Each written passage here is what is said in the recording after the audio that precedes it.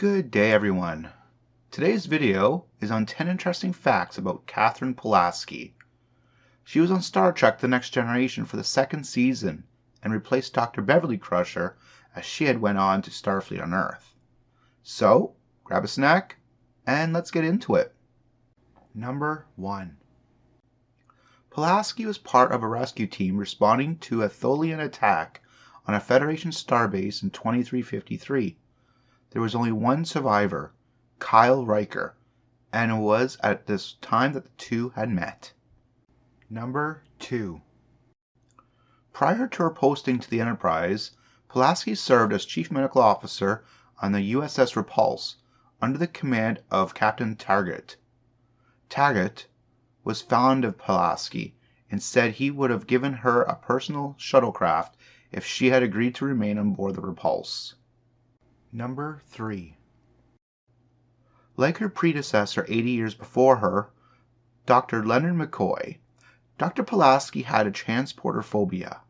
She rarely used a transporter while posted to the vessel, preferring to use shuttlecraft whenever possible. Number 4. Early in her career, Pulaski authored a groundbreaking research paper called The Linear Modules of Viral Propagation. It was still the standard on the subject many years later. She also performed 2 successful operations involving ocular implants. She offered the procedure to Lieutenant Geordi LaForge in 2365, although he turned down the opportunity. Dr. Pulaski pioneered a technique used to selectively wipe memory engrams from a humanoid species, one that Dr. Beverly Crusher was familiar with.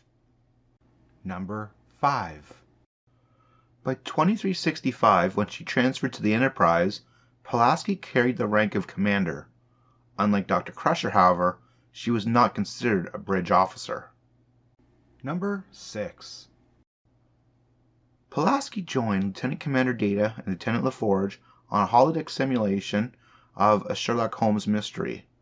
LaForge had unwittingly given the simulated Professor James Moriarty, Holmes's nemesis, sentience by giving the computer the directive to create an adversary which could defeat Data, not Holmes. Moriarty took control of the program and abducted Pulaski. She was held captive but unharmed until Captain Picard was able to convince Moriarty to release control of the holodeck. Number 7. Pulaski had an expertise in heart surgery, and when Picard initially tried to refuse her medical order to proceed to Starbase 515 for a cardiac replacement surgery, she said that her and her staff would be able to perform the surgery on Enterprise. He refused because of his pride, saying it would be inappropriate for Pulaski to do so. Picard eventually did accompany Wesley Crusher to Starbase. Wesley was to undergo the testing to see if he can continue in Starfleet Academy studies aboard the Enterprise. But when complications developed that put his life in jeopardy, the surgeons, who were unqualified to perform risky techniques that might save Picard's life, called for Katherine Pulaski, who was so qualified. When Picard awoke to see Pulaski in the OR, he was annoyed that she was there. When she says she was saving his life, he says that this was a routine operation, but Pulaski says Picard is not a commonplace man, and despite the fact that the entire crew now knows of what happened, Pulaski tells Picard that he's still invincible in their eyes. Number 8. Pulaski believed that traditional remedies were just as valuable as technological ones, perhaps even more so. When the Enterprise was affected by the Oconian software transmission, she instructed her staff to use splints and other primitive treatments while most of the ship's systems were down.